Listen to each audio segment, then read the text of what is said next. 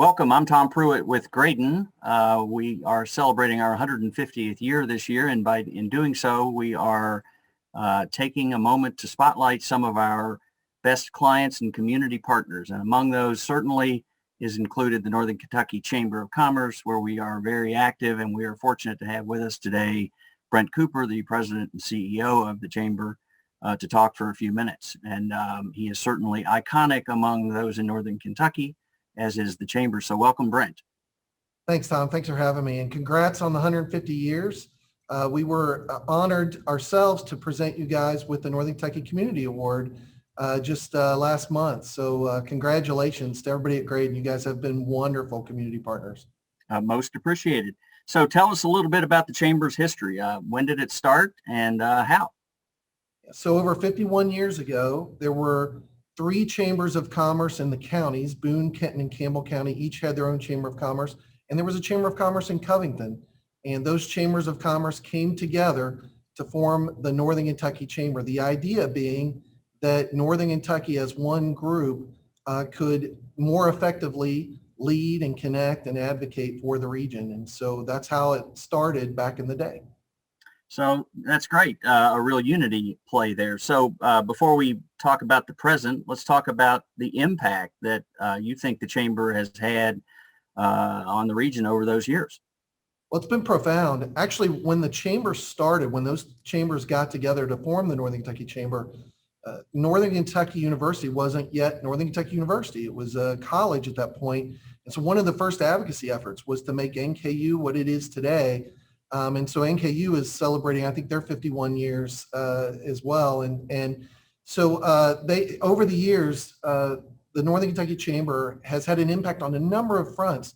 Everything from the airport, 275, 471, things, big iconic things that you see. The manufacturing center at Gateway, the College of Informatics at NKU, and the Health Innovation Center. Things that we kind of take for granted today were things that the Chamber actually have advocated on over the course of time. And so when you look at Northern Kentucky, the Chamber's played a role pretty much in every major initiative in some form or fashion. And I'll give you one more, Leadership Northern Kentucky. I tell people all the time, I did Leadership Northern Kentucky in 1999, and it literally changed my life. So you guys have produced a lot of leaders in the community over the years. Let's roll forward to today. I know you can recite it in your sleep, but tell us what the current mission of the Chamber is. Yeah, the mission is to promote strong businesses and a vibrant economy in the Northern Kentucky region through leadership and advocacy. If we do it right, it results in a better quality of life for all. That's our mission, and that's what our staff has been working towards every day, especially this past year during the pandemic. We stuck to our mission and to our strategic imperatives, and those have fared pretty well over the last year. What's your strategy? How do you go about achieving those goals in the mission? Well, you know, like I said before, lead, connect, and advocate. That was at the heart of what the Chambers of Commerce wanted to do when the chambers got together to form the Northern Kentucky Chamber. We stick to that today. One of our strategic imperatives is speaking with one voice, and that was really important during the pandemic. Everything from vaccine to the PPP money, getting assistance for businesses so they could help survive this pandemic, helping lead the community. You know, our restaurant relief efforts, our vote for NKY, all that really went towards this one voice, trying to do some big things as a region. You know, Boone, Kenton, and Campbell counties, what I call the Northern Kentucky Metro, it's an unofficial metro, but it has 400,000 people. If we were one city, we would be the second largest city in the state of Kentucky. It goes Louisville, Northern Kentucky, and then Lexington. And so being able to speak with one voice, even though we're 37 cities in those 3 counties, being able to speak with one voice on big things, that's what we want to do. And that's what we've been doing, especially again this past year. I think it's really made a difference. And, you know, you look at the programming that the Chamber has, our workforce is the #1 issue with businesses throughout the region. So our growing regional outcomes through workforce, Grow NKY, has played a critical role throughout the pandemic, bringing workforce partners together and advocating together on issues like childcare and trying to get more resources for our universities, our school districts, talent attraction and retention. That's a huge issue for businesses throughout the region. And our new Diversity, Equity, and Inclusion Committee, led by Kristen Smitherman-Voltaire and Chris Owens, those co-chairs, has made a huge impact already. So those are just a couple of things. You mentioned LNK and RYL. They continue to make a huge impact in not just creating new leaders, but in the things that come out, the ideas that come out from those new leaders. And you personally were a perfect example of that. When coming out of your class, you guys formed the Madison E-Zone, which was an economic development effort from your class that made a huge impact. The reason we have Tier 1 in Northern Kentucky with those high salaries and the high impact is because of the efforts that your class did coming out of LNK. So thank you for that, by the way. Our Women's Initiative, another one. We help women professionals grow, connect, and achieve. And our Women's Initiative continues to be a home run for the region. Our outstanding women of Northern Kentucky, all of the different connect hours that they do, the mentoring, the various programmatic things that they do have been tremendous. So our Women's Initiative, again, is another terrific program. And you go down the list, international trade, all of the various committees, advocacy that we do collectively really drive our chamber and serve our mission very well every day. You mentioned DEI. That's a topic near and dear to our heart at Graydon. That's a relatively new project for the chamber, I understand. Can you talk to us a little bit more about what you're hoping to achieve there and what sparked that? Yeah, absolutely. Yeah, so in our chamber, we've been referring to our Chamber of Commerce here in Northern Kentucky as Chamber 2.0. We're the new Chamber of Commerce. It's not your dad's chamber anymore. We are much more diverse. We are much more welcoming than we've been in the past. And it's something that we're really striving to lead the entire region on. When you look at our board makeup, by this time next year, 1 in every 5 board members will be a person of color. We currently have a diverse board, but it's going to continue to grow. And we have been talking about prioritizing diversity through our hiring practices, through our vendors that we select. And that's the same thing that you're hearing from businesses all around the region to make sure that we are a welcoming place and to bring more people into the fold and show them that, look, when you get engaged with the chamber, you're going to find vendors, you're going to find customers, you're going to find new friends and solutions for your business and things that help the community overall. So things that come out of GROW with our talent attraction and business policies and practices, both really surround diversity and equity and inclusion. DEI for us is all about talent. And those communities that are able to attract talent and bring people in and then keep them, retain that talent, they're going to win. And so we want to compete. If you ask Triad, Tri-County Economic Development, or you ask Meet NKY, our Convention and Visitors Bureau, and the Chamber, we will all tell you that the #1 economic development issue right now is talent. And so workforce continues to drive us, and that's what DEI for us is all about. Yes, it's the right thing to do, but it's a good business practice. And what we found is if you're more diverse, you're more productive. You're able to attract talent and retain talent more. And so that's the message we're delivering. Well, you're speaking our language. Let's talk about the future.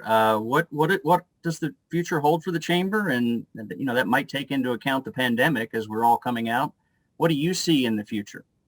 Well, the chamber's future is bright. We budgeted a 10% loss this past year for membership, thinking that with the pandemic and we did lose a lot of businesses. And so we thought our membership would take a hit. It actually hasn't. We're still above 1,600 members. That's where we were when we came into the pandemic. And all indications are that membership is going to be going up. That's what we're seeing on the ground. And over the coming months, as you see us from a national perspective, go from 3% growth pre-pandemic, we're going to see 6.4% growth. That's what the IMF is now projecting for the United States. Locally, the fastest growing county in all of Greater Cincinnati is Boone County. Northern Kentucky is booming. And when you look at Boone, Kenton, and Campbell, there are really good examples of why we should be very optimistic. The Ovation Project in Campbell County in Newport, the IRS development in Covington. You look at the Amazon effect that's happening in Boone County all around the airport. And our airport continues to be a gem that we champion, not just for Kentucky, but Ohio and Indiana, the tri-state. You look at all the airports that all go around that region from Columbus to Indianapolis to Louisville and Lexington. Our airport is consistently the lowest cost airport with the most flight options, and cargo continues to be over half of the flights at the airport. And so those cargo flights and the landing fees that are generated from that have caused lower flight costs for our commercial flights. And so we're very excited about the airport and very bullish about all of the developments happening in Boone, Kent, and Campbell. And that translates to a strong chamber. Our mission, again, is to promote business growth and an improved economy. And so coming out of the pandemic, we're very bullish about what's going to be happening for our chamber. Well, congratulations on getting through the pandemic. I know personally that the programming you guys pivoted toward on a virtual basis in the beginning of the pandemic and throughout was just some of the best quality programming that we saw. So, and congratulations coming out of it strong. Let's shift a little bit. I know the story. I want our listeners to hear the story of Brent Cooper and your time in Northern Kentucky, how you got to where you are at the chamber. It's a great story. And if you don't tell it, I will. So tell us the story. Well, thanks, Tom. Yeah. So I started off as a small business owner. I founded a company called C Forward in 1999. My big issue back then was Y2K, if you can remember that, trying to get businesses ready for Y2K. Nobody was sure if the lights were going to be on. And just after that, I got involved with the Chamber of Commerce here in Northern Kentucky. And, we got an award, we got some recognition for our business as we were getting started. And then I got onto the board, I think in the mid 2000s, and was, involved in a number of things from advocacy, the ambassador committee. I think I served on that for almost a decade. Loved being an ambassador of the chamber. You show up at all the ribbon cuttings, you get to meet all the new businesses. And that was a wonderful experience. And then I had the honor of serving as chair of the board in 2011. And so I led the campaign in 2010, 2011, and then served as chair from 2011 to 2012. And then after I was past chair, we had our previous president, Steve Stevens, resign, step away, and I was able to fill in as an interim president for about 7 months. Had a wonderful experience, but that was kind of a sabbatical from my company, and I stepped away, and then I went back to running C Forward. And then when Trey Grayson came in, we had a great chamber, and then he resigned, and I was able to step back in again as interim.